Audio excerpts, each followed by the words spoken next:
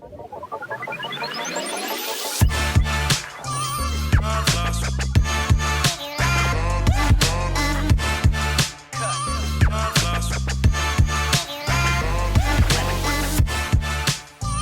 y'all. Welcome back to this episode of the Transfer Portal CFB podcast presented by NoContextCFB. I am joined today by the author, the deserves to be Pulitzer Award winner of the Mapping Out Your College Football Weekend, Dan Keegan. Dan, man, how you doing? Thank you. That is far too kind. No, it's not. It's not high enough praise. I mean, listen, it's Maction week now for midweek. You've started mapping out your college football weekdays at this point. Yep. And this has been one of the most insane weekends of the whole year. I remember I wrote something in on one of my tweets to essentially chalk up the rest of the season. But this weekend, you could not chalk up absolutely anything. And when I went to bed Saturday night, I was just like, the amount of upsets that we got, some big upsets. Some conferences are doomed to make it to the college football playoff at this point. One of them, very obvious. We'll get there at some point. But Dan, if you had to talk a little bit how you're feeling and how you saw, the events that transpired, man, what would you say is in your mind right now? How can you even take that to, it's almost beyond comprehension. Okay. It's definitely interesting. We're going to have some new blood in the playoff. Looks like we have two mainstays probably eliminated. Obviously, there are wild scenarios where Clemson or Alabama could back into it, but it's extremely unlikely at this point, and I'm excited to see some new blood. LSU was so impressive in that win. I didn't actually watch too much of Notre Dame Clemson because I was focusing on LSU, Notre Dame, and then I had Texas, K-State second screen, and then I had World Series third screen, and I had James Madison Louisville fourth screen. So some priorities there for me. So Clemson and Notre Dame. I actually didn't get to see too much of that one, but we'll obviously go into a little bit more. It's definitely one of my footnotes, but we got to definitely talk about the most important thing that happened over the weekend. This was LSU upsetting Alabama.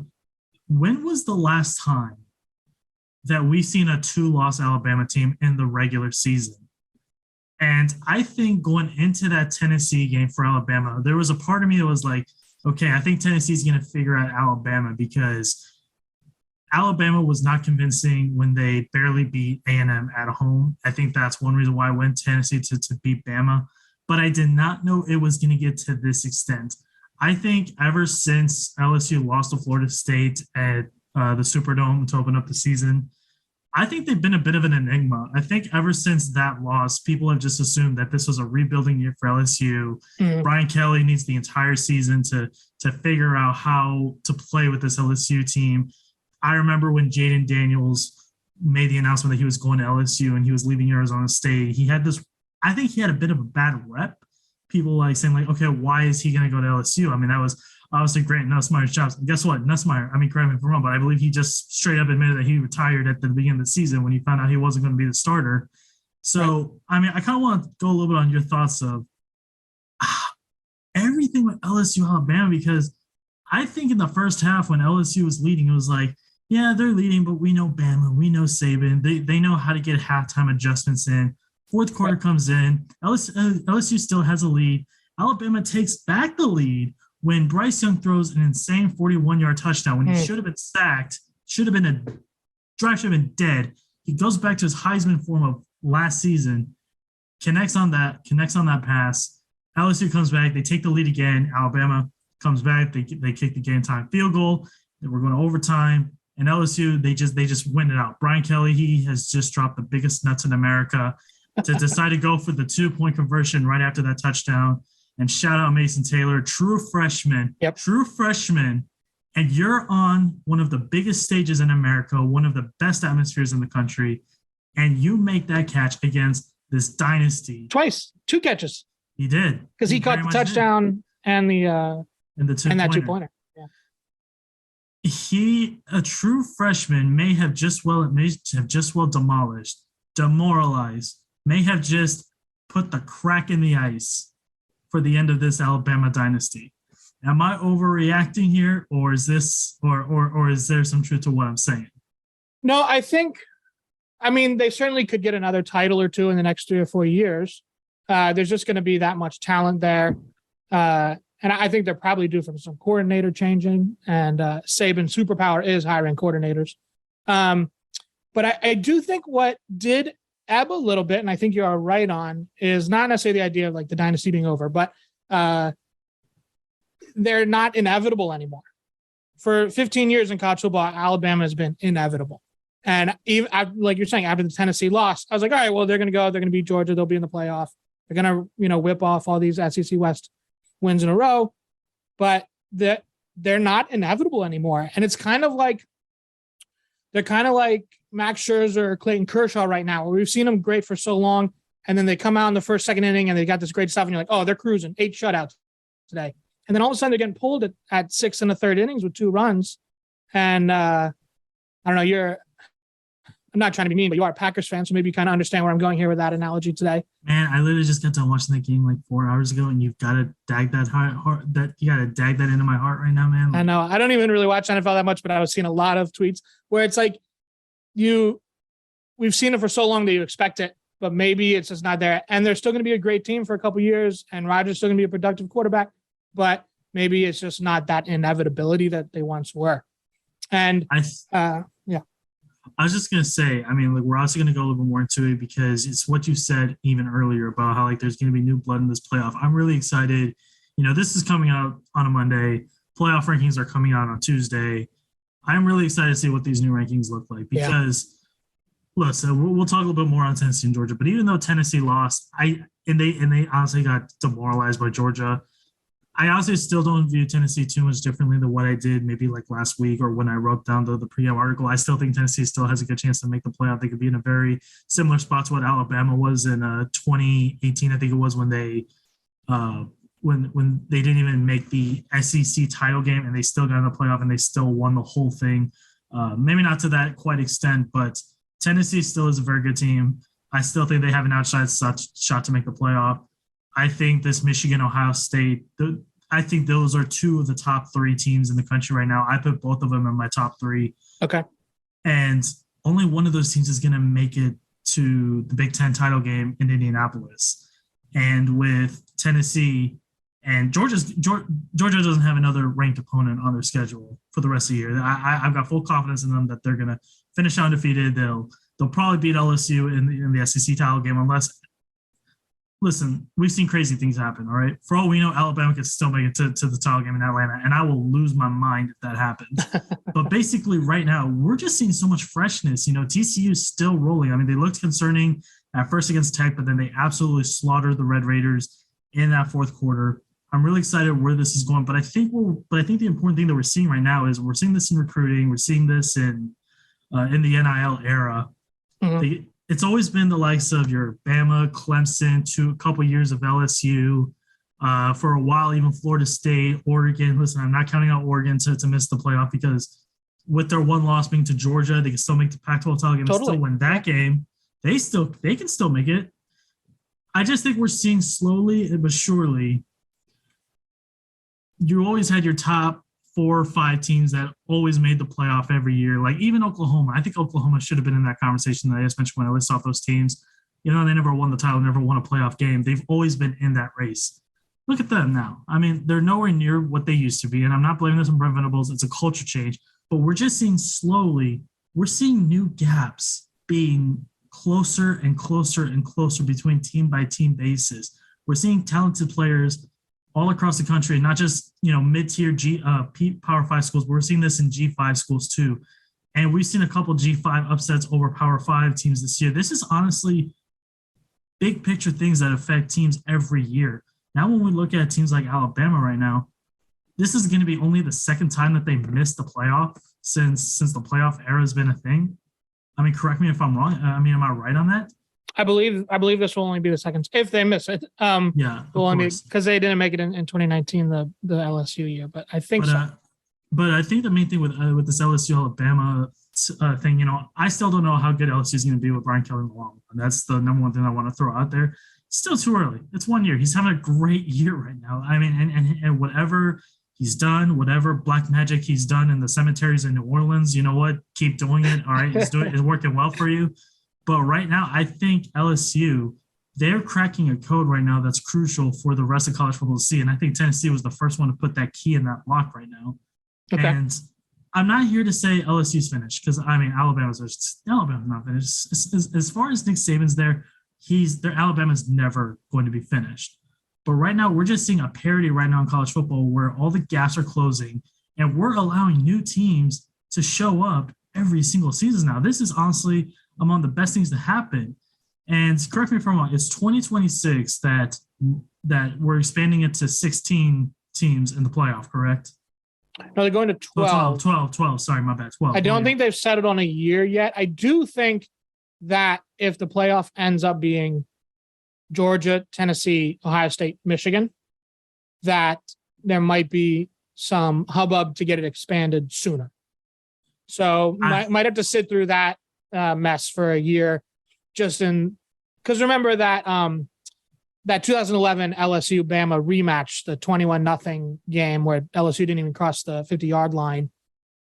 That kind of bummed everybody out on the BCS, and then 3 years later we had a playoff. So maybe you kind of got to eat your vegetables and take the crappy playoff in order to get the expanded one here a little sooner. That's true. And listen, we're not going to have a playoff of two teams from two conferences. That's not going to happen. I would love to see the reaction. I'm not writing it out, man. I don't want it. But if Georgia wins out and Tennessee wins out, if Ohio State and Michigan both win out, and the eventual Pac-12 winner loses another one first, and TCU loses another one, I'd probably rather have that than like Clemson backdooring into it, or I don't know. I don't put it past them. It's not what I want. And it wouldn't be the best playoff, but I wouldn't put it past the committee if that's how it unfolded. I'd like to see the Pac-12 not cannibalize itself for once, because if Oregon or USC or maybe UCLA, I'm not sure how they love their strength of record, but if one of those two wins out, I think they make it. So I think Oregon's going to make it. I just feel like there's going to be a sense of the committee, even if UCLA was to win out. I just feel like committee would not allow UCLA to go in. This is no disrespect to our Bruin #1 fan, Liam Blutman, but I just do not think – I think that you got to have a certain reputation in college football to make the playoff. And honestly, that sounds kind of sick to say, but I think it's also true. Think about TCU. The first year that the college football playoff was a thing, TCU was undefeated. No, they only had one loss, and that loss was early in the season. It was a 3-point loss to Baylor, and they were 11-1. They went undefeated the rest of the way. And the week before the final playoff ranking was unveiled, they were the #2 team in the country, and they did not even make the playoff that year. Yeah. And I think there was a small stigma saying that, like, if you put any other big name school in that conversation, like if you had an Alabama, Clemson in the exact same scenario, they probably get in, and a TCU brand does not. Granted, what some of those other conferences had that the Big 12 didn't have back then was the Big 12 didn't have a conference title at that time, which I think at that point was crucial for them to have. Now, let's go into a little bit. We did talk a little on Bama, LSU. Let's go into a little bit about this Tennessee-Georgia game a little bit. I think we're going a little SEC bias, but what can we say? I mean, we had 2 top 10 SEC matchups, and this Georgia-Tennessee, I am so ashamed. I am the first to admit I may have – sorry, I just got a soccer notification. But I think I bit too much than what I could chew with this Tennessee offense. And what I mean by that is I said that they had the potential to score 41 points against Georgia because I had this lingering thought in my mind of Georgia struggled against Kent State. They struggled in that third quarter really badly against Florida. They struggled against Mizzou. I'm not trying to throw your Tigers under the bus here. No, that's fine. But there were a couple really big key games for Georgia this season where I'm just like, how many times has we seen Tennessee actually struggle against teams this year? And you really never saw it that much. But Georgia, as soon as that kickoff started, into halftime, Tennessee had no chance. I don't know what happened with Tennessee's offense. I don't know. I'll say also, I feel like the pocket collapsed for Hendon Hooker way too fast. Jalen Hyatt, I mean, he's been one of the most spectacular wide receivers in the country. He was Cedric Tillman of last year. Cedric Tillman never looked comfortable out there for that Tennessee offense. Everything that was spectacular about this Tennessee offense just shut down on its own. It got exposed. I mean, I don't know if it was the fact that you had to argue that you had a top 3 defense in the country going up against them, and that's what they needed on their home turf. But this Tennessee offense was just non-existent. This was not the same offense that I was watching against Kentucky last week. This was not the same offense that Hendon Hooker was throwing for almost 400 yards on against Alabama at Neyland Stadium. There was just Jalen Hyatt. He had 5 touchdown catches in that one game alone against Alabama. He has 13 touchdowns on the season in like 9 games. Right. Where did this Tennessee offense even go? So they're going to be fine. And what I think, I'm not an X's and O's guys. I'm not, scheme Twitter and all that, but so I don't want to get too far out over my skis here, but the Tennessee offense, the Baylor offense, Heupel's era at UCF and at Missouri. He was our offensive coordinator for 2 years. So I saw this, week in and week out for 2 years. If a team has as talented or more talented defensive backs that can match up on the wide receivers one-on-one, they can pretty much shut it down if they're physical enough. And, the scheme's got to be correct too. You can't, try to zone it up. You got to man it up one-on-one and create at least equal numbers in the box. Because it's basically just a triple option offense. If you have +1 in the box, you run it right up the middle and take free yards, or a hooker, outside scramble. If you have, numbers you find the one-on-one and you hit the deep choice to, Hyatt or Tillman or, Emmanuel Hall back in Missouri. And Georgia's has the athletic corners and physical corners to knock these guys off their routes, to make them and just shut them down one-on-one, which probably no other defense in the country has that in the tool chest, in addition to having a front 6, front 7 that can whip Tennessee up front. And they were able to do both. And that's not going to change. Like, that defense is going to do that again if they have to meet again, in the national championship. And we would see this with Missouri. They'd put up, 50. We hung, I think, 66 it was 66 on Tennessee, in one of their down periods there near the end of the Butch Jones era, because that offense is just a trump card. And if you have better talent than the defense, you're going to hang 60. You're not going to get exposed to an upset. And if a team like LSU or Alabama, went up against both of those teams during the Heupel years, it just shut down. You're barely going to even get first downs. It's going to look like what it looked like yesterday. So with the kind of recruits you can get at Tennessee, that's going to happen far less often. And Bama didn't even have it. So there's really one program in the country that's going to be that kind of, I don't even want that stop sign. Like, no, this just isn't working today. But unfortunately, that one team right now is in their division. So listen, this is still not a bad thing for Tennessee. Like, they still got an outside shot to make the playoff. I mean, I think Tennessee's going to be just fine. If anything, I think they're probably going to correct me if I'm wrong. What are the 2 bowls that are going to be the playoff semifinals this year? I keep forgetting. I don't know off the top of my head. Okay, well, I think I'll do it quick. So I'm going to do a quick little in terms of election day. I'm going to do a little what you would call a what's the word called when you're doing a monologue to Congress? I forgot what that's called. I mean, political Twitter, please help me out here. But I'm just going to go off with the assumption that the Sugar Bowl is not one of the playoff semifinals. I'm going to look like a complete idiot if it is, but if it's not, they're going to make the Sugar Bowl. It's the premier bowl for SEC. It's what the Rose Bowl is for the Big Ten and the Pac-12. And whichever defense goes up against Tennessee, I'm going to absolutely pray for that defense still. I mean, I don't view Tennessee any differently, truthfully, because if you had asked me, who was the better team between Georgia and Tennessee anyways, I would have said Georgia. At the end of the day, it's still a one game. Georgia got annihilated against Alabama in the SEC title game, and Georgia comes back. I mean, if those 2 teams play each other at Neyland, or if they play a neutral venue, we're probably looking at a completely different situation here. But I think Tennessee's still fantastic. They still got a great receiving core. They Hendon Hooker, it kills me because going in, we'll have a conversation on this later, but going into that game against Georgia, Hendon Hooker was my pick for Heisman. Okay. Shut up, ESPN. Hendon Hooker was my pick for Heisman just because I think Tennessee before that Georgia game had 5 wins against top 25 teams. Georgia only had 1. I don't know how many Ohio State's had, but honestly, with the state of the Big Ten, I don't really think it's more than 2. I know they got that big win against Notre Dame opening of the year, but Penn State. It's true. They don't play Michigan yet. They don't play Illinois. Wisconsin was not ranked when they played.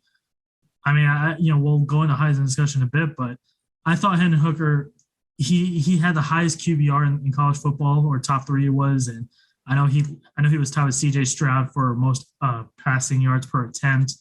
He had the stats. He has the film. He has the record. He has the story.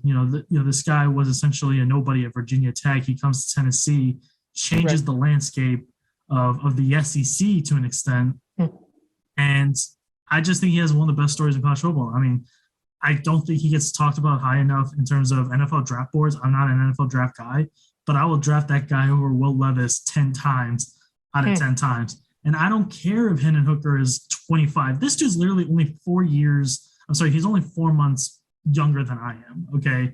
And I've officially lost it in life. All right. I've reached my peak. I'm kidding. Okay. I'm not that negative, but I don't think this dude should be shut down because he's going to be 25 when draft time comes around. I think he's still a fantastic quarterback. I think he's an NFL-ready quarterback. He's an explosive quarterback. He makes throws that just makes your jaw drop. He raises in the clutch. Yeah, I love this. I love Hendon so much. He's a great decision maker. He's shown he's been a starter now for about 20 games, and he has one pick Georgia. He only had 1 pick before Georgia. And he had only 3 last year. He's really good with the ball. I don't know if the scouts love his arm talent like that, and they're gonna ding him for the offense. They're gonna ding him for the Mickey Mouse offense. But no, he's a lot of fun to watch in college. But Packers front office, if you're watching this, make him among your first on your draft board. Please do. So let's go a little bit into our little Heisman discussion. I mean, listen, did Hendon take a dink? Yeah, nobody ever wants to, nobody wants a Heisman winner where you bring up, a big loss to a division rival on the road. That killed him. That would have knocked you out. Okay, fine. Hendon Hooker's not there. Bryce Young, he's not even going to get an invite to New York anymore. Will Anderson, they schemed up on Will very well this year. He's still dominant. I mean, he's still worthy of a top 2 pick in this. Oh, yeah. Draft. He's fantastic. I mean, the thing about Jadeveon Clowney and Chase Young and even Joey Bosa, those guys are now they found their footing in the NFL. Not as much as Jadeveon Clowney, but some of those guys were some of the most elite pass rushers in the game. But they had such a dominant second of last season, and then their last season they were schemed against and they made it. So I'm not dinging on Will Anderson. He's still fantastic. I think he's going to be among the best NFL players in a couple of years. But Dan, I'm just curious, if you were to say who's your front runner and maybe some other guys that we should keep an eye on, who would you favor right now to win the Heisman? At this point, I think Hooker probably lost the Heisman yesterday, which stinks. But their offense was just so radically and completely shut down. If he had had a performance similar to what Bryce Young had in that Alabama-Tennessee game, where it's still a great performance, but a close loss. Maybe he could have stayed in the race. He'll probably still end up in New York, but I honestly just don't. I think, when you come out of nowhere like that, the voters, you have to win over the voters kind of twice. You got to get in the conversation, and then you got to get enough to win it too. And any misstep this late in the season for the out of nowhere candidate, I think is probably a nail in the coffin. I think at this point, it's probably Stroud's to lose. He didn't look great yesterday, but it was they got the win. He, had a rushing score, and he had a ton of rushing yards. So one of his best games on the ground in his career. I think as long as they don't lose anywhere along the line, 2 names that I think are hopping into it are Caleb Williams and Blake Corum. And I don't really love Blake Corum as a Heisman winner. I think because Donovan probably is fantastic. It's just as good. Yeah, it's a great system. Corum's obviously a very good back, but he is, in terms of like star college backs, he's kind of a dime a dozen. Is he any better than Deuce Vaughn or Sean Tucker or Chase Brown or Bijan Robinson? Like, no, there's, 15 guys across the country that could be doing what Blake Corum is doing. He just happens to be getting the lion's share of those carries. So no knock against him and his talent and his work ethic and all that, but Caleb Williams, though, is a guy that's a step apart. Watching him is a treat. And I think if they make a run, he could end up there receiving that trophy in New York. So I am 100% on board with CJ Stroud. I mean, CJ Stroud was my pick before the season started. I think he was, even though he was second behind Bryce Young in the Heisman last year, CJ would have won that if it wasn't for that abysmal Ohio State performance against Michigan towards the end of the year last year. And sadly enough, I think CJ Stroud is in a very similar situation right now as it is. I mean, because he's still very dominant. Listen, he did not look great. He didn't even look the most fantastic against Penn State last week either. In fact, only one touchdown the last two games for him. But look, he's still having games of 4 touchdown passes, 6 touchdown passes. And I know what I said about the Big Ten not being the strongest, but right now CJ Stroud is doing everything that he's supposed to do and more. He's making receivers, like he's churning Ohio State into a wide receiver factory. And I know that these wide receiver guys, they're still 4-star, they're still 5 stars. Marvin Harrison Jr. is honestly looking every bit as good as what his father did when he was with the Colts. I mean, it's getting to a point where we can start talking about CJ Stroud and Marvin Harrison Jr. being the new Peyton Manning and Marvin Harrison. No, okay, let's chill. Okay, it's 2 different games here, but CJ Stroud, he's making his receivers better. He makes his team better. Northwestern, even though they only got the 1 win, this is honestly insane. Northwestern does not have a win in this country this season. It's also insane to think of it. But I told you to shut the hell up, man. But so I think CJ Stroud, I think he is the leader. I think Max Duggan honestly deserves more credit. I think he's been among the best quarter. Like he's done everything that I said about Ohio State is what Max Duggan is doing for TCU. If we look at the receiving core for TCU, they're still very good. Remember, Quincy Johnson did not have the best start to this season. It felt like only within the last 4 games he's truly bloomed into being. He got hurt on the first play of the game yesterday. He didn't even play yesterday. I know, and that's not insane to think about, but he's still been fantastic in the previous games before. And Max Duggan, he still led that comeback against Tech. I think Duggan still deserves credit. I don't think he's talked about enough. I think he's worthy of being an All-American team guy. Maybe I don't care if it's second, if it's third, so be it. I think TCU has been on a big run. Some guys in our polls for our top 25s, they got TCU in top 3, only behind Ohio State and Georgia. TCU deserves much more credit than what they're getting. And I know that they didn't look the most impressive against West Virginia, but guess what? They stuck it out. Every team this year in this top 25 has had a slow game. I mean, there has not been a team this year that you can honestly say, like, yeah, they've looked flawless all year. The only team that you could say that about was probably Tennessee. And guess what? They just had that game yesterday. And here we are talking about, like, listen, this Tennessee offense, as long as they got bigger bodies, as long as they're a bigger body than the defenders across from them, they can still outscore anybody they want. Not every team is perfect. And this goes back to what I'm saying about the parity in college football is closing and closing and closing. We're seeing more matchups, more pound for pound matchups being so much better this year. And this goes everywhere. And I think Duggan, and the biggest thing about Duggan for me, and you commented on one of my tweets preseason, where there was like a Big 12 writer who said TCU had a really legit shot to win the Big 12 this year. I remember, for you gambling people, TCU was a plus 1250 to win the Big 12 one this season. TCU control their own destiny.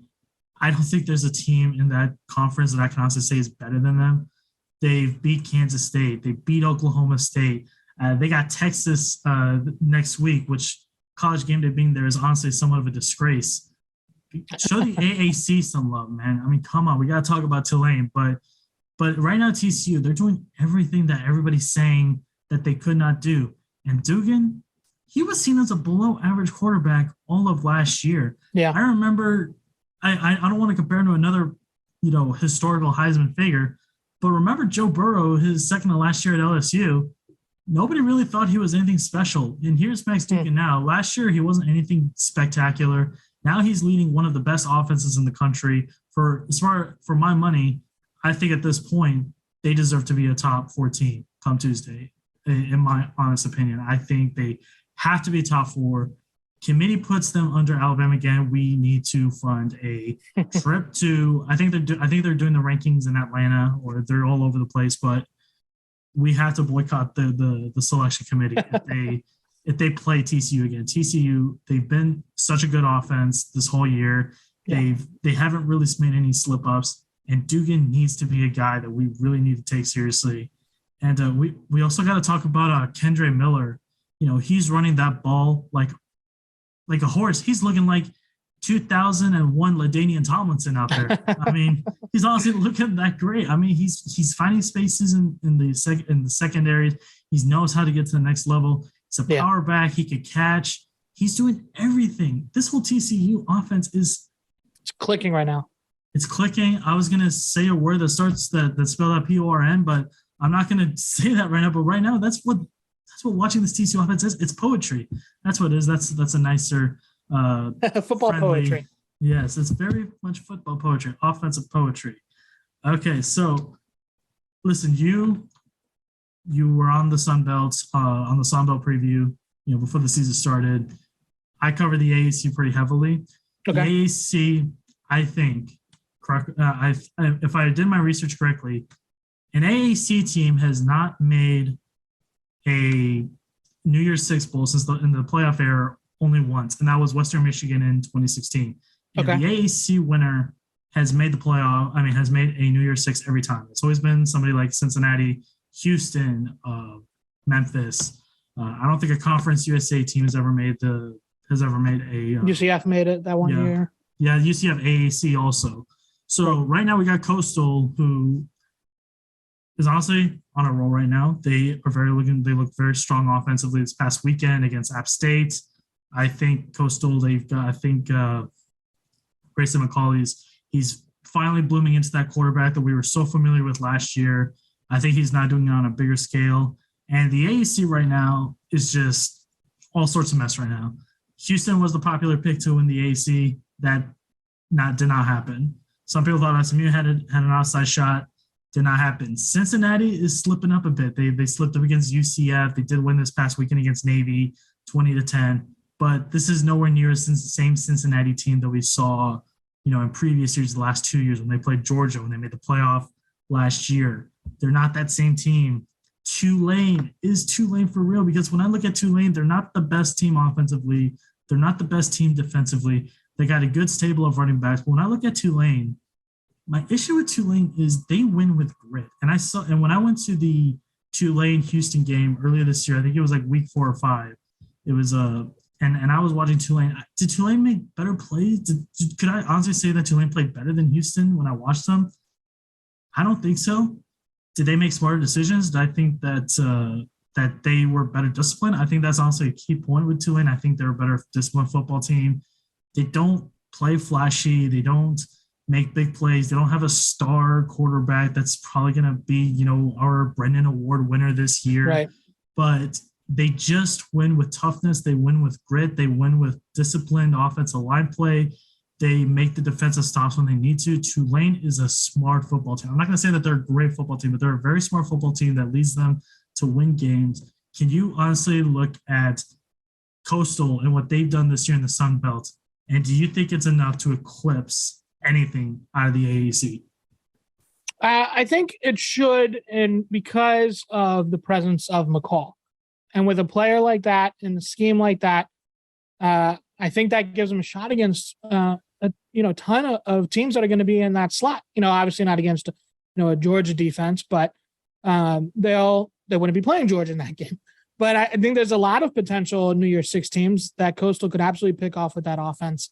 And I know you don't reward a team for that because they have the best chance to win, but I think they would make the most entertaining Cotton Bowl entrant from the group of 5.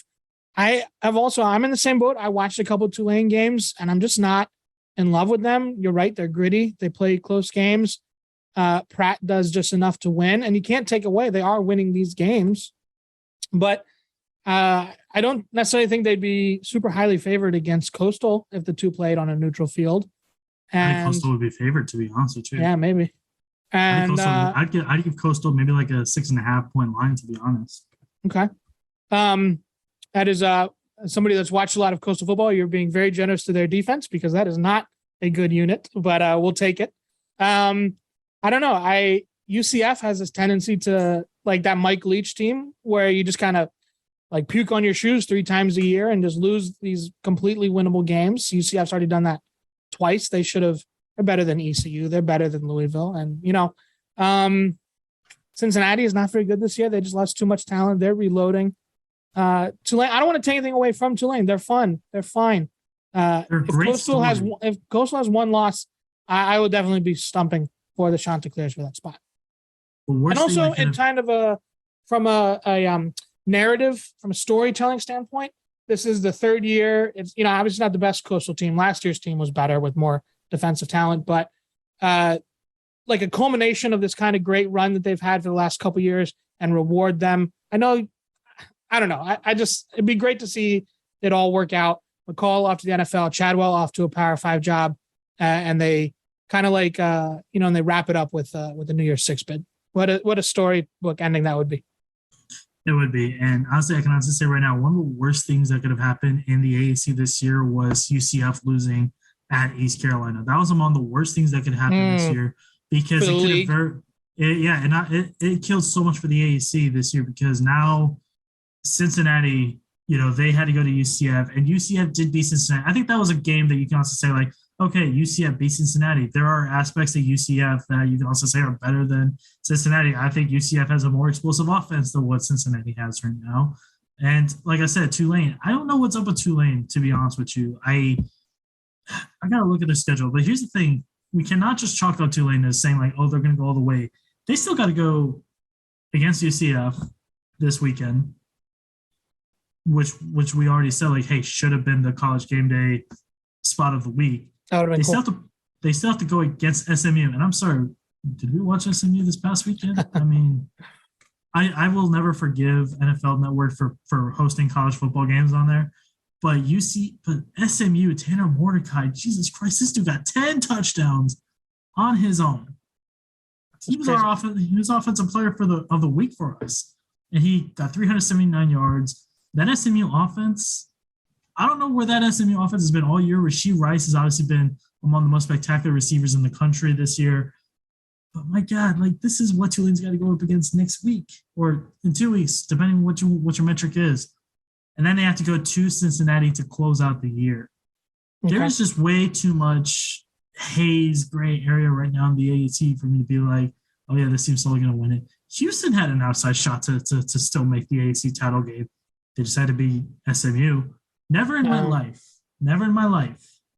have I ever seen a team score 35 points at halftime and I felt demoralized. Never in my life have I ever watched a team score 63 points at the end of the game and felt like such a bad defeat. Yeah. These things just should not happen. Shout out SMU, shout out Houston for putting up the basketball score of the highest scoring FBS game in regulation college football history. What a game. Do you want to talk a little bit about Mizzou? I mean, I know there were rumors of the Eli Drinkwitz extension. Anything that you'd like to, expand on? Yeah, I mean, if we covered your team's tough loss, we got to cover mine as well. So sorry about that. You were there. No, I wasn't. I'm glad I didn't though. Okay. Yeah. I mean, early in the year, I was really frustrated with Eli Drinkwitz in terms of a small element of the offensive play calling, offensive scheme. I don't know if this side-to-side stuff, this Boise offense, all this eye candy didn't work at Auburn, and it's not looking that great in year 3 at Missouri in the SEC. That stuff might work in the Mountain West, but against SEC athletes on defense, doesn't seem to be working out so hot. So, I was frustrated with that he's a head coach that you're bringing in for his offensive acumen and he's, the play caller and his side of the ball is struggling, but the defensive side of the ball is doing great. I think Drinkwitz is one of those guys, the Rock M Nation, the Missouri SBN site that I also contribute to, they're on their podcast episode. Somebody made a great point that Drinkwitz is a really, really good CEO type head coach, big picture stuff, but he thinks he's an offensive genius type head coach. So he's kind of like Jimbo Fisher, where he's just wrapped up in this scheme and this playbook that's just not there. So I'm fine with the extension. A lot of stuff has been going really well for Missouri. The biggest thing that's not is his playbook. So, maybe there's an offensive coordinator added to the staff next year or in 2 years, but, recruiting is great. Facilities are great. A lot of hype around the program. Two best crowds of Missouri in the last decade in the last 2 weeks for Vanderbilt and Kentucky noon games. There's a good vibe around the program. The teams finished strong in the year. This is all stuff better for Missouri podcast. I could go for half an hour about this stuff, but overall, I'm not that upset with the Drinkwitz extension. I am upset with the referees that called one of the more out of the box. That was not a pun. One of the more inexplicable roughing the punter calls I've ever seen. I guess technically by the rule of the law, he was inside the tackle box because he was on a hash 40 yards behind the line of scrimmage. Did you see this play? Did you see this roughing the punter? All right. Well, go look it up if you're listening. I mean, I don't know what to say about it. Drinkwitz probably get fined for what he had to say in the press conference about it, and good for him. I don't know how, if you're the Missouri player, how you could play that any better. But if Missouri had any semblance of an offense, say a top 15, top 20 Power 5 defense, and you're looking at a 6-3 team instead of a 4-5 team. So overall, I feel good about the program. I'm going to think long. I'm going to lose some sleep over these Auburn and Kentucky games and how they ended. So that's all I'll say about that. All right, let's go into our most surprising thing from the weekend. I'll start off with this one. And I saw a little bit of this on, our top 25 is out now. Our change of portal top 25 is out now. And I calculate the rankings. I'll calculate the point systems. And I am never more disappointed in our group as a whole. I'm calling out the entire transfer portal unless you rank this one team. Unless you rank this one team, you are scot-free. If you did not rank this team, you are on my hate list. Okay, you ever seen that episode of The Office where Ryan Howard's writing down names for people that he's got hate towards? That's what I got. So I think Notre Dame's back, and I don't know what that means by being back. I don't know what that means being back. But Notre Dame right now, the ironic thing with Notre Dame right now is I feel like after they lost to Marshall, they just and it's not to say that they didn't deserve it. They deserve to be forgotten about. Right now, Notre Dame right now, they're on a bit of a roll here. This is their second straight ranked win, beating Syracuse last week at the Carrier Dome, and now you beat a playoff hunter this week against Clemson. Clemson this year was hapless. Syracuse, at this point, is just groveling. They were frauds, I guess, to put it this way, and this is no disrespect to a guy like Sean Tucker. He's a fantastic running back. And Garrett Schrader, he's still a very good quarterback. And they had a strong secondary for most of the season, and then for some reason, Syracuse is just crumbling right now. But right now, Notre Dame. Injuries, defensive injuries. It's true. Yeah. Right now, they only lost one game, inexplicably to Stanford, since they lost to Marshall. But they've still beaten the likes of North Carolina. You still beat BYU in Vegas. Mormons versus Catholics in Vegas. How about that? You beat Syracuse at the Carrier Dome, and you beat Clemson. Drew Pine, I think, has gotten slandered too much this year. He's made good plays for the Irish offense. This has still been a stout Notre Dame defense that's been playing really well. Actually, they haven't allowed over 30 points since that win against North Carolina at Chapel Hill. Notre Dame's on a roll right now. I don't think they're getting talked about. They are not ranked in our top 25, and it's inexplicable. It really is inexplicable. They were 26th. They would have been our number one team in terms of receiving votes. And luckily they're back in the AP poll this week. AP poll doesn't mean anything, but they're number 20 right now in the AP poll. I'm excited to see where the committee is going to put them on Tuesday. Playoff will put them at 6. I'm waiting for the team part at the end, but no, we're not going there. But I think Notre Dame. I think Marcus Freeman. He got too much hate at the beginning. Yeah. Players still love the guy. Change does not happen in the span of 2 to 3 games. I get it. He lost his first 3 games. One of those games was a New Year's Six bowl. Then he had to play against one of the best teams in the country at Ohio State. And listen, Marshall was inexcusable. All right, fine. Marshall's a good team. Guess what? Yeah. Rasheen Ali is a fantastic running back. These things happen. Kalen LeBourne, you're thinking of. Oh, okay. Sorry. Yeah. But my bad. But no, but he's like LeBourne is like top 4, top 5 in FBS and rushing. He's been a beast. Oh yeah, that's right. It was LeBourne. So I do got to give it to I think Freeman. He's done a tremendous job turning around I think Yeah. I think he's now at 6-1 since that loss to Marshall. So huge shout out to Freeman. I think he deserved to be coach of the week. My honest opinion. He's rallied the troops. That's what my most surprising thing is. I think Notre Dame's got to be one of the best feel good stories right now in college football. Yeah, that USC game actually has a lot of intrigue now. I was kind of writing it off 2 or 3 weeks ago, but they've definitely been on a heater. So for me, big surprising thing is, I hinted at this very early in the Alabama talk, but the idea that Alabama, I've officially switched over. Alabama is no longer the inevitable team. Georgia, I think, is that inevitable team. There, as long as Kirby is there, he has built the Death Star 2 in Athens. Alabama is still great, but I no longer am going to give them the benefit of the doubt week in and week out. And Georgia has now earned that for me for the years going forward. And I think Georgia might be kind of like, the great NBA team that knows they can make the playoffs, and they flip the switch in March. And, they don't necessarily need to compile the gaudiest record in the regular season because they're, reigning champs but they're going to be there. They know when the real games are going to be played. I think the Georgia that we saw, you don't need to beat Kent State by 70. You need to take care of business. And I think, going forward, they have Mississippi State and Kentucky, of course, Georgia Tech. They will beat them by 70. And then, on to the postseason. And I think Georgia, they're inevitable. Kirby Smart has earned the benefit of the doubt, even if the matchup doesn't look the best, even if they just came off a bad loss. So, yeah, I'm moving that title of inevitability from Alabama to Georgia for the rest of their respective tenures. Alice is very smart. I think Georgia's had the upper hand over Alabama in recruiting in recent years. Yeah. It's Georgia, Kirby. I mean,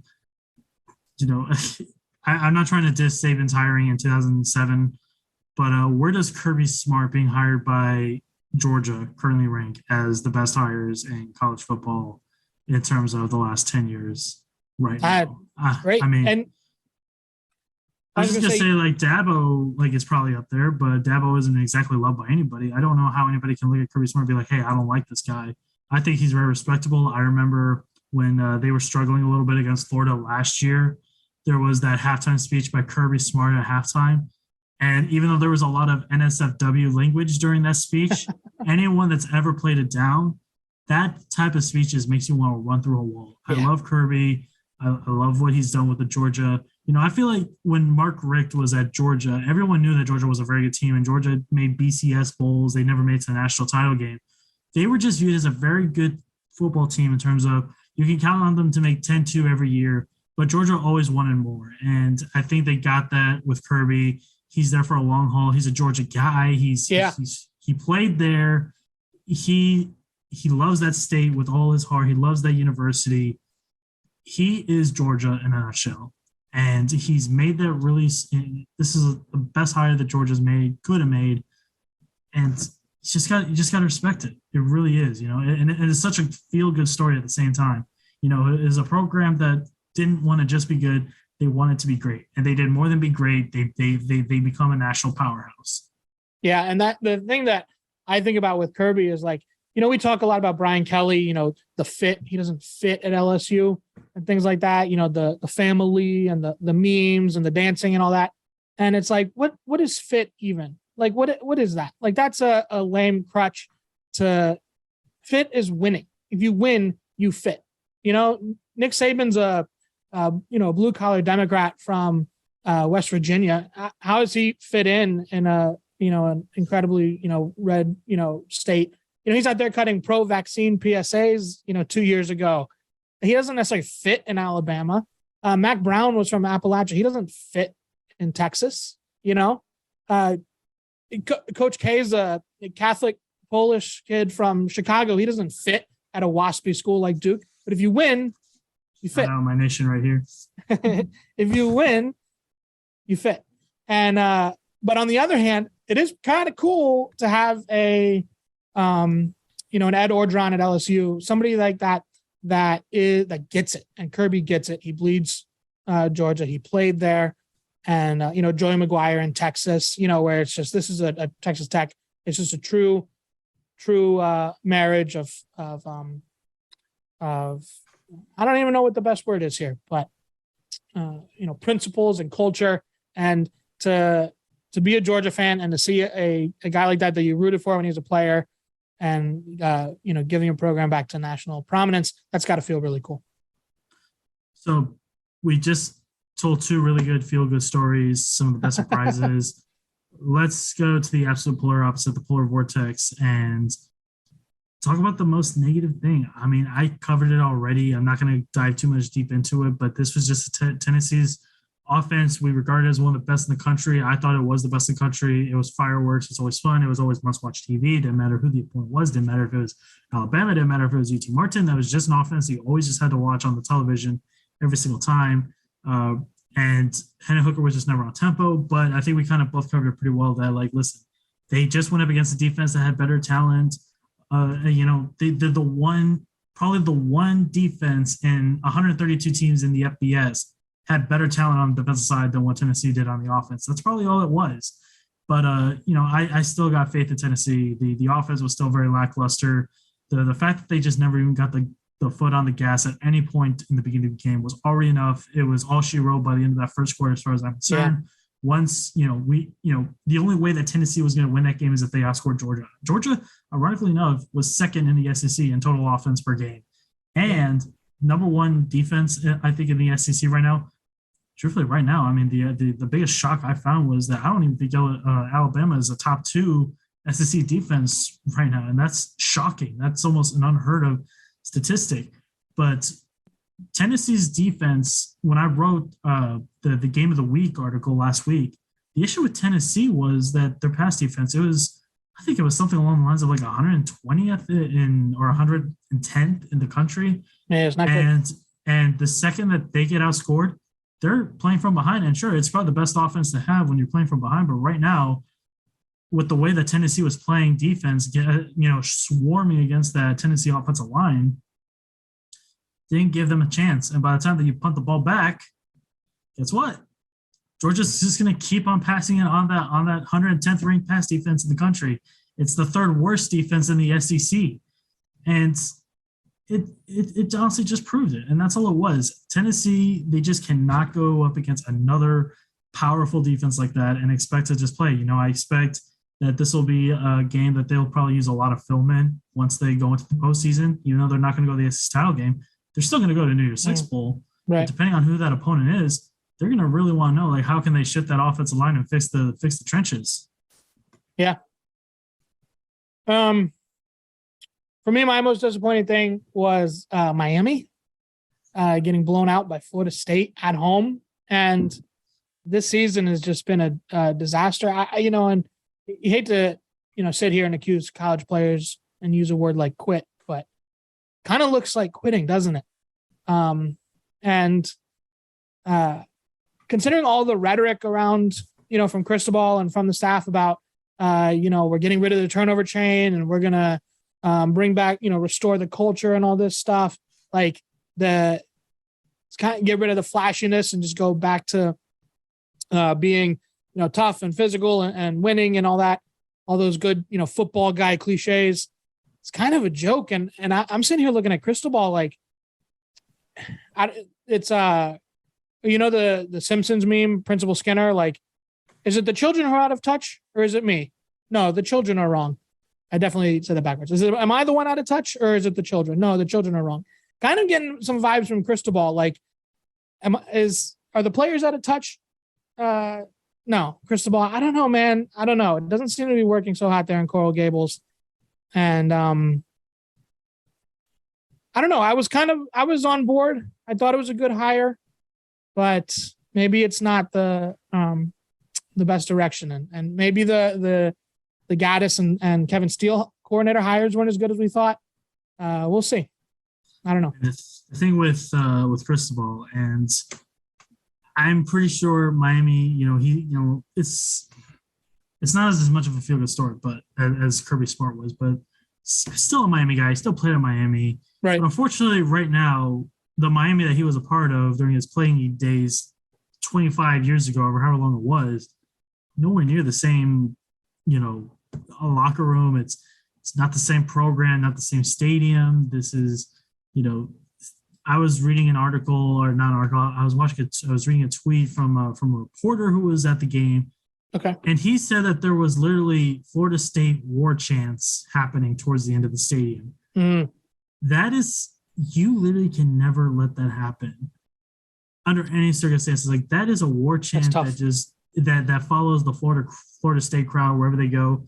But for it to happen in your own rivals, in your own stadium, like your rivals chant to happen in your own stadium, that's a horrible look. Like, that's not even just saying it's a bad look is an understatement. It's an embarrassment. I'm not gonna say it puts you in a spot to where you deserve to be fired, but it just doesn't.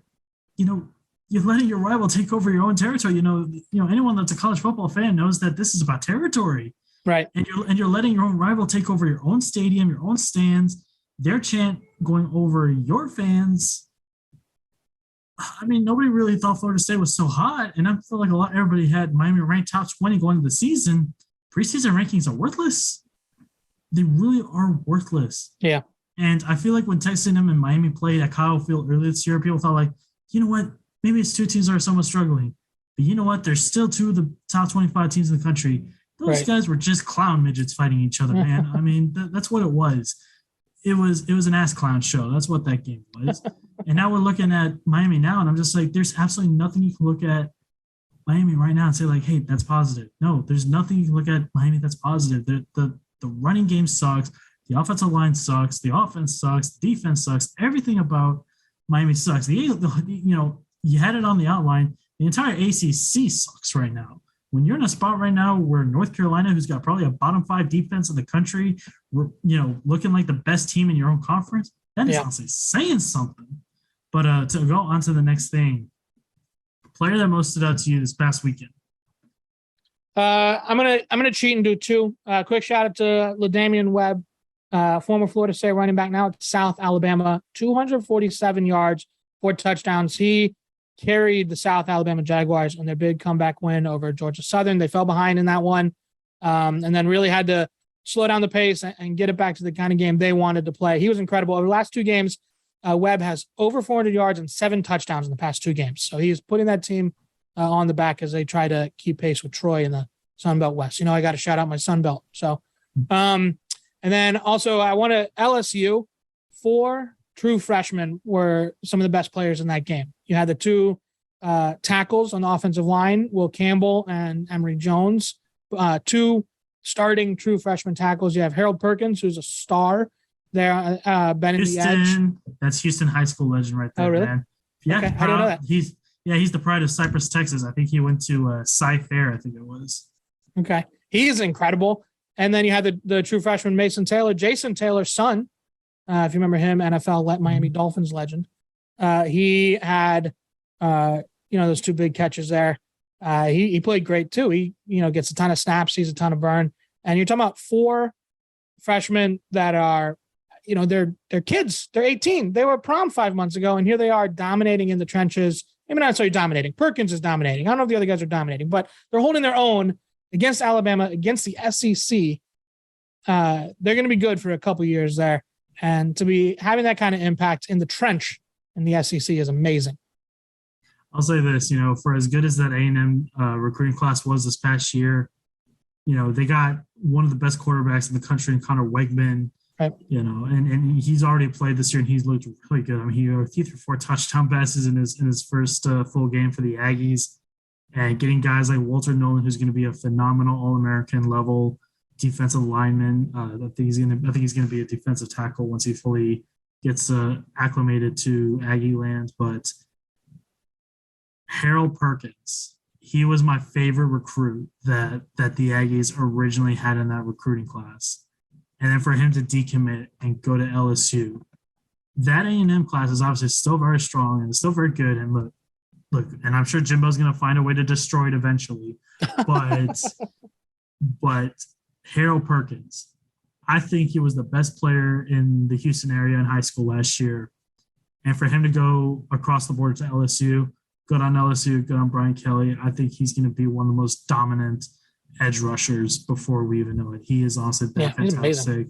He's going to be special. I think in 2 years' time we're going to be talking Will Anderson, type linebacker. I think he's going to be every bit as good as what TJ Watt was his last year at Wisconsin, or Jadavion, or the Bosa brothers. I think he's going to be in that conversation. I honestly think he's that special of a player. Absolutely. My player that stood out to me the most is Jane Daniels. I went into it a little bit this year, but earlier. Let's think about what Jane Daniels came from when he was at Arizona State. This was an Arizona State team program over the last couple of years that was lifeless, death, slowly death. I mean, the only thing that it was known for was that Herm Edwards was there, and he was not bringing that team to light. When Wisconsin was getting ready to play Arizona State in that Las Vegas Bowl, there were people in Arizona State who were claiming that the players didn't want to be there. Players were sitting out. They didn't even want to be there. The fans didn't care about it. Students didn't care about it. And then he essentially announces he's going to transfer, and there's videos circulating on Twitter about, while he's cleaning out his Arizona State locker, players are cursing him out while he's cleaning out the locker, calling him a quitter. But then he comes to LSU. And like I said, when he went to LSU, nobody really knew why he did this. Grant Nussmeier was expected to be the next quarterback for LSU. Miles Brennan is still there, still a very talented quarterback. A lot of people thought he was going to be buried on the depth chart. Even Walker Howard, who was the number 3 quarterback in last year's recruiting, was also there. So where's Jaden Daniels going to fit? Jaden Daniels then loses to Florida State first game. And you know what? Then they come back. They start to come back slowly but surely. Sure, they lose to Tennessee at home, but they win the rest of their games. Then we get to this game right here against Alabama, a team that has beaten Nick Saban at Tiger Stadium only once since Saban's been the head coach of Alabama. And Jaden Daniels, the way that he was able to keep composure, not make mistakes, trust his true freshman tight end. Like you said, guy that was literally just at prom earlier this year. Trusting these 18-year-old kids that are on the biggest stage that they'll ever be in their life, probably. And he gets this win. Mason Taylor, as we already said, getting that 2-point conversion at the end to seal the deal. Fans stormed the crowd, and he is already heralded as an LSU legend for Jaden Daniels. If you compare where Jaden Daniels was a year ago to where he's at now, it's not just about performance. It's about the roller coaster that he went through. He has made one of the best decisions that he ever could to come to to go to LSU and beat Alabama, and may as well as very well knocked him out of the playoff race. Yeah. All right, biggest takeaway we spoke about earlier, but I think you have a bit of a love for the playoff this year. He's talking about new bloods happening. Yeah, you were all over that too early. It's just exciting to see that it's not going to be. I mean, Alabama's basically eliminated. Clemson's basically eliminated. I guess there are convoluted scenarios where they could backdoor into it, but that would be a real bummer. Somebody's going to get trucked in the semifinal. I'd so much rather it be somebody that's exciting to be there, some new blood. Talk about, a guy like Sonny Dykes or Dan Lanning, taking a team to new heights, kind of like we had last year with Cincinnati and Luke Fickell. I'd so much rather see a new program there. If somebody's going to lose by 38, I'd rather be somebody interesting and fun. And obviously Oregon has been there before. But USC, I mean, Lincoln Riley's been there before.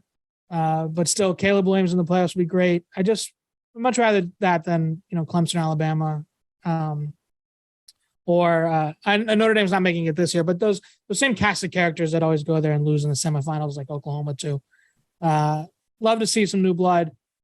Sorry that your season is so great and is going to end so painfully on New Year's Day to Georgia or Ohio State. But hey, it's a great memory. Hopefully a lot of fans take that road trip and enjoy it. But just so much more interesting. Clemson kind of stinks. I don't want to see them lose by 33. That's no fun. I totally agree with you. Listen, I still think Ohio State and Georgia are the two best teams in the country, but So we said we're gonna see teams like Tennessee, maybe. I mean, like outside shots. Sure. Still. Yes, absolutely. Tennessee in the playoffs would be great.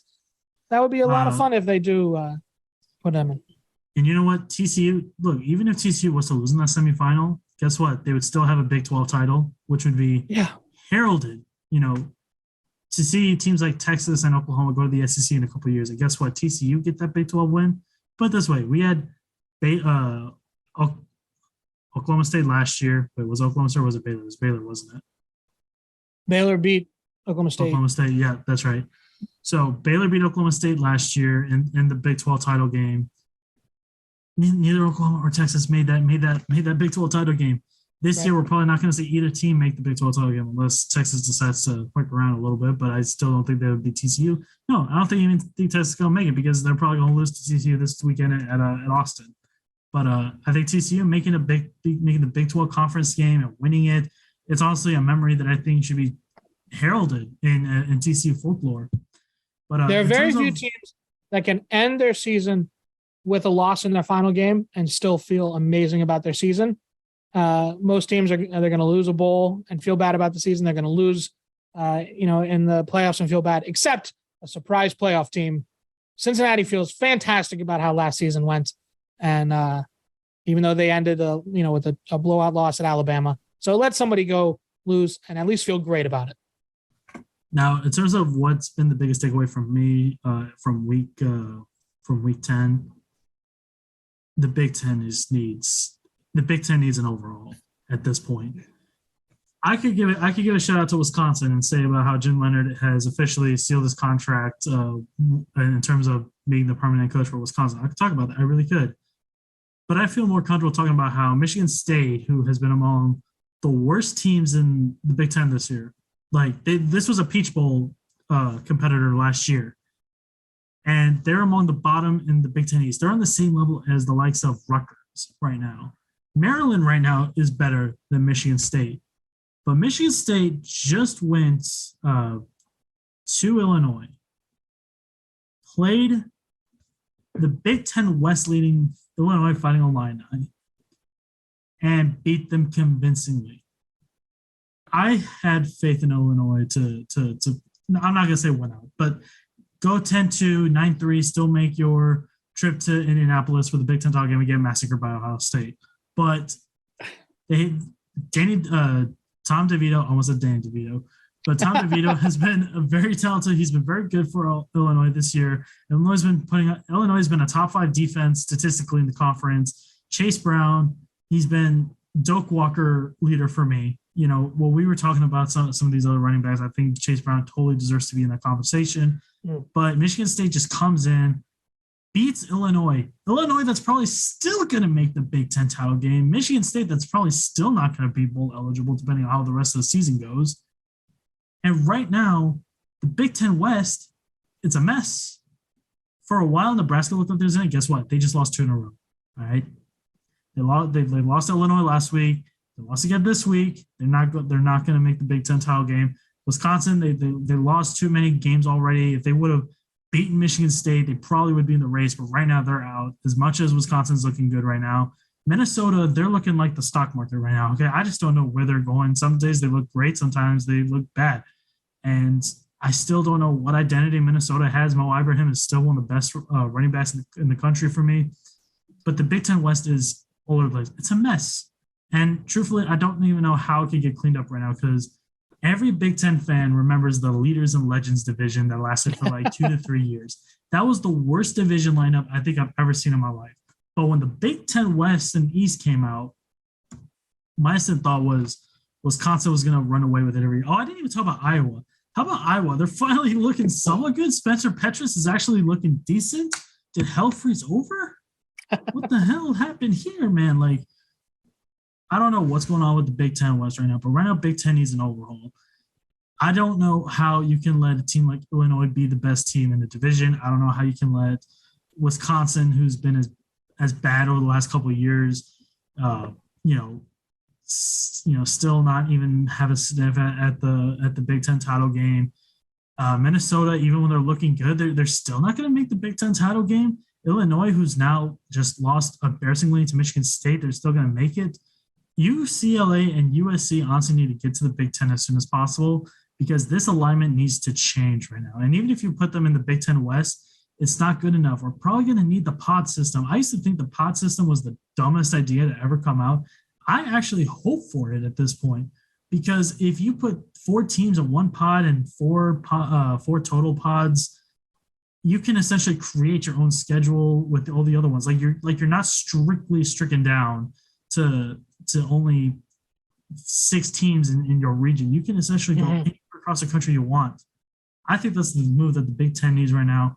Because right now for Penn State, who I still think is very talented, I still think they have one of the best rushing attacks in the country. I love the front 7.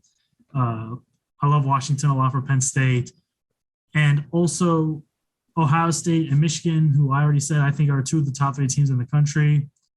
The fact that we're going to see Illinois probably go to the Big Ten title game and probably not even deserve it, and to see a team like Penn State or Michigan not even make the Big Ten title game, it's either get in pods or get rid of the divisions in itself. Even if you have a 16-team conference, do what the Big 12 is doing, honestly, and just scrap divisions because it's honestly just making everything even worse. The only reason why we have divisions is because in 2010, Ohio State, Michigan State, and Wisconsin all went 11-1, and they didn't have a Big Ten conference game yet then. And they couldn't figure out who was going to make the Rose Bowl. Well, they ended up choosing Wisconsin, but guess what? Michigan State, being 11-1, they had to go to the Capital One Bowl. You were 11-1 team, and you didn't even go to a BCS Bowl. You got massacred by Alabama.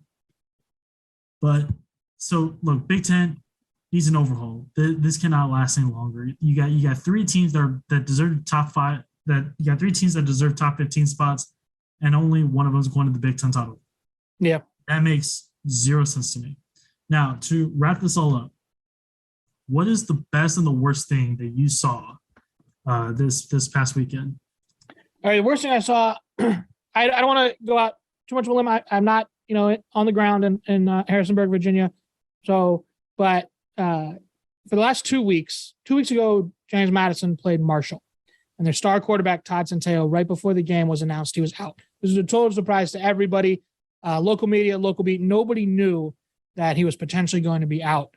And then they had their bye. They lost to Marshall. Their backup, Billy Atkins, was, I'm sure he's a nice kid, but he was a very, very poor FBS quarterback on that day. Marshall has a top 15, top 20 defense, so no fault of his own, but he did not play well on the field. Hope he's a good kid. Hope he has a good rest of his career, but that was a tough Saturday. But so for 2 weeks, beat writers just trying to do their job. How's Centeio? How's he going to look? Is he going to play against Louisville? The biggest non-conference game on James Madison's schedule.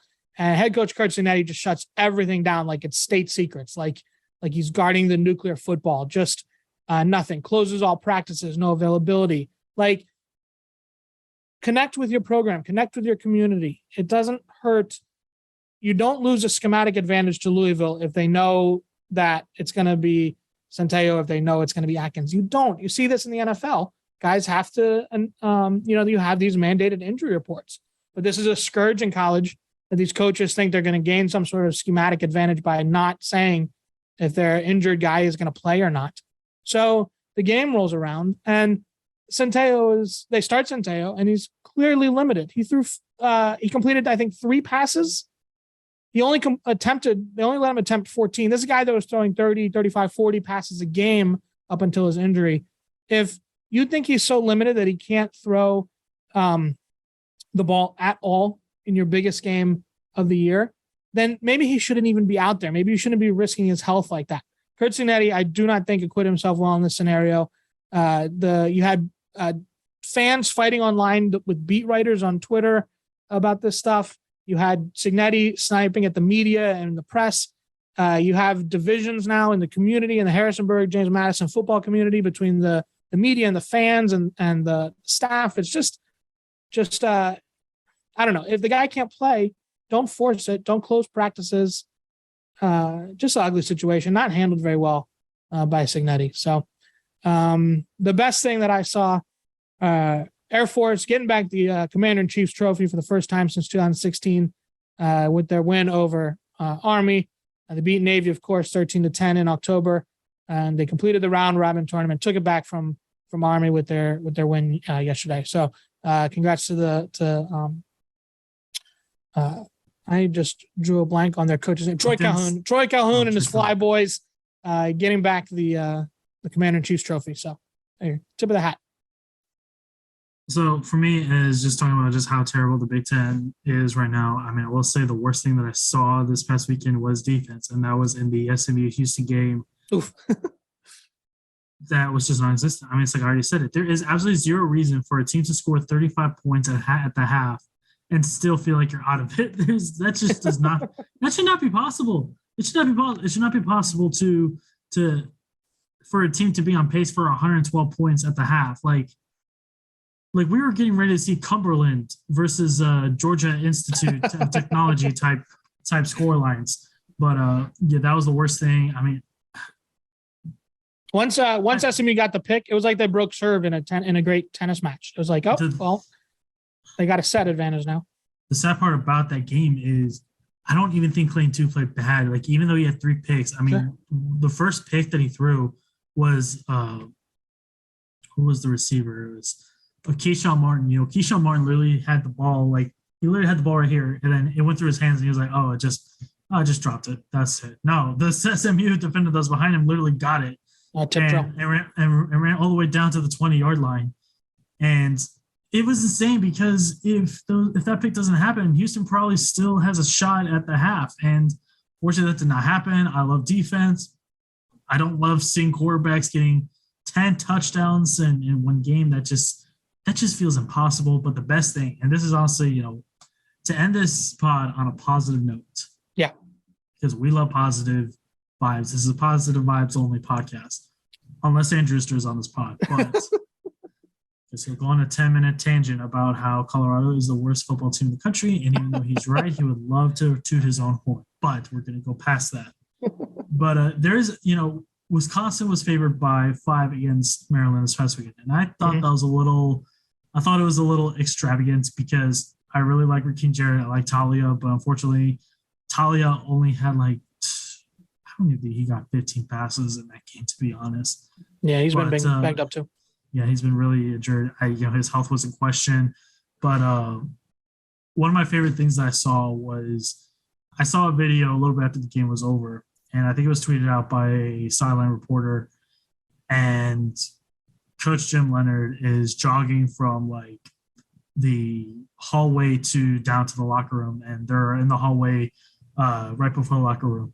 And the Wisconsin football team is playing Jimmy Cooks by Drake and 21 Savage. Sorry. Who does that song? I'm embarrassed. I'm pretty sure it is Drake. Yeah, Drake and 21 Savage. Sorry, I don't listen to rap that much. But they were playing Jimmy Cooks, and as he was getting ready to jog into the locker room, he was like, "That's my cue." And he goes into the locker room, and all the players are just around him, and they're just like droushing him with water bottles, and they were like crowding him, celebrating. Everybody's jumping up and down, and I think Jim Leonard, he's created a new culture at Wisconsin. I think watching Wisconsin, I think he's made it fun again. The players love him. The defense has been so much better since he's been the full head coach. It feels like he's makes that the identity for Wisconsin. And, to see a coach be loved by his players the way that he has, and for him to turn around a culture, the mood of a fan base, I think that's been the biggest thing. I speak to people in Wisconsin. They're like, there's actually positive vibes in Wisconsin again for the first time in a long time. And I think that's just something that gets really understated when we talk about, coaches being in certain places, because if a coach is loved by his fan base, I've seen times when coaches don't win the most, but they're still loved by the fan base. Mm-hmm. And it's still a positive atmosphere. And the way that he's able to change the minds of so many people in terms of how they view this football program makes me so happy. I really think he's done a lot of good for this team. He's Wisconsin's favorite son. He's from a town of only 500 people. And, for him to be back where he belongs, that's a fit. He's got a team surrounding him. He's got a fan base surrounding him. He's Wisconsin's own son. And to see him be surrounded by so many people that love him, it's just such a beautiful sense to see it. And when we had Colin Wilder on the pod twice, once for a Wisconsin preview and for a player interview last December, he was talking so highly of Jim Leonard too, and what it's like to play for him as not just as a coach, but as a person. He's the person that you want to listen to. And just hearing, his words that he says about his former coach, honestly, it almost makes you teary-eyed because it's crazy how much one person can make an impact on things that you love. Yeah. So, guys, for those that have made it this far, man, I know we went a little long, but man, when it's just two guys having fun, man, I think there's just no other way to do it. Thank you guys so much for listening. Don't forget to like, share, subscribe, comment. Let us know what you want. Let us know what you think. And we'll see you on the next one.